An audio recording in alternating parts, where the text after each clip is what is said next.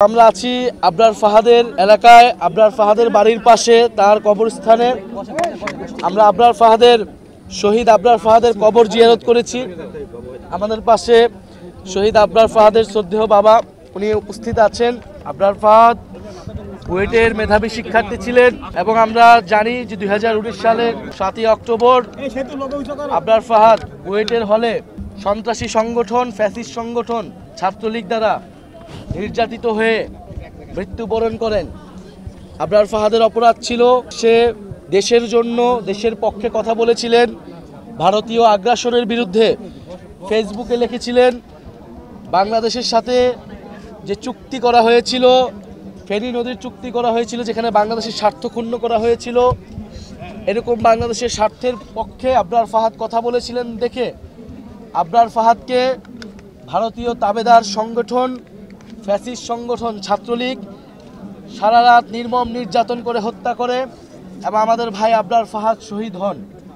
2019 সালেই আবরার ফাহাদের মৃত্যুর প্রতিবাদে বুয়েট, ঢাকা বিশ্ববিদ্যালয় সহ সারা বাংলাদেশে আমরা দিল্লির আধিপত্যবাদ বিরোধী এবং সন্ত্রাস বিরোধী আন্দোলন গড়ে তুলেছিলাম। সেই আন্দোলন, আমাদের যে ফ্যাসিবাদ বিরোধী লড়াই, সেই লড়াইয়ের অন্যতম মাইল ফলক ছিলেন। 2018 কোটা সংস্কার নিরাপদ সড়কের পরে 19 সালের এই যে আবরার হত্যা কিন্তু একটা বড় ঘটনা ছিল আমাদের জাতীয় রাজনীতিতে। এবং আবরার ফাহাদের মৃত্যু এবং এই মৃত্যুর প্রতিবাদে যে আন্দোলন, সেই আন্দোলন কিন্তু বাংলাদেশের রাজনীতির মোড় ঘুরিয়ে দিয়েছিল এবং ভারতীয় আধিপত্যবাদ বিরোধী যে লড়াইটা আবার নতুন করে শুরু হয়েছিল। এবং আবরার ফাহাদকে আমরা বলেছিলাম যে আমাদের ভারতীয় আধিপত্যবাদ বিরোধী শহীদ এবং দিল্লি না ঢাকা, সেই স্লোগান উঠেছিল সেই আবরার ফাহাদ হত্যার যে বিরোধী প্রতিবাদ মিছিল, সেই মিছিল থেকে। ফলে আজকের এই দিনে আমরা আবরার ফাহাদকে গভীর শ্রদ্ধার সাথে স্মরণ করছি, তার রুহের মাগফিরাত কামনা করছি। এবং আবরার ফাহাদের যেই পথ আমাদের দেখিয়ে গিয়েছে, বাংলাদেশপন্থী পথ, ভারতীয় আধিপত্যবাদ বিরোধী পথ, আগ্রাসন বিরোধী পথ, সেই পথেই আমরা জাতীয় নাগরিক পার্টি রাজনীতি করছে। সেই পথ ধরেই জুলাই গণ অভ্যুত্থান সংগঠিত হয়েছিল। ফলে আবরার ফাহাদ থেকে আবু সাঈদ, সেই সকল শহীদদেরকে আমরা স্মরণ করি। ফ্যাসিবাদ বিরোধী লড়াইয়ে আন্দোলনের সময় গত 16 বছরে যারা গুম, খুন এবং নির্যাতনের শিকার হয়েছে, আমরা সেই সকল শহীদ এবং সকল নির্যাতিত মানুষকে ধারণ করি।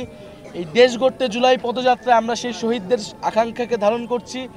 সেই শহীদরা যেই স্বপ্নের বাংলাদেশ দেখেছিল, যে স্বাধীন সার্বভৌম মর্যাদার বাংলাদেশ স্বপ্ন দেখেছিল, যে বাংলাদেশপন্থী রাজনীতির উত্থান তারা করতে চেয়েছিল, আমরা সেই রাজনীতি করতে চাই। সেই আহ্বান আমরা পুরো দেশবাসীকে জানাচ্ছি। আমাদের সাথে আবরার ফাহাদের বাবা আছেন, আবরার ফাহাদের মা আছেন, তার পরিবারের সাথে আমরা কথা বলবো এবং তারপর আমরা কুষ্টিয়ার প্রোগ্রাম আছে, সেই প্রোগ্রামে অংশগ্রহণ করব। তো আপনাদেরকে ধন্যবাদ যারা আপনারা এখানে কভারেজ করতে আসছেন।